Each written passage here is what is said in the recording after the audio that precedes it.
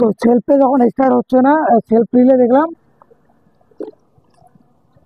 মানে এখান থেকে লাইন গেলে স্টার্ট হচ্ছে, তাছাড়া স্টার্ট হচ্ছে না।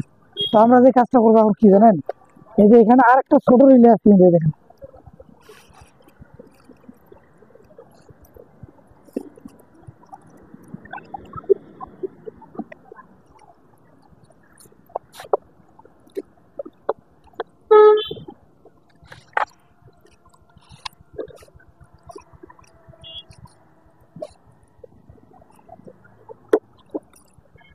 এই যে, এটা কিন্তু শর্ট রিলে। তো এটা কারণে বাইকটা স্টার্ট হচ্ছে না, বুঝছেন?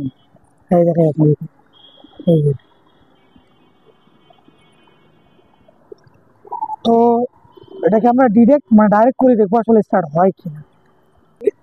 ওয়ারিং এর তারটা কেটে আমরা এখানে ঢুকাইছি, হ্যাঁ। এখন আমরা সেলফ দিয়ে দেখবো। তো আমাদের গাড়ি কমপ্লিট।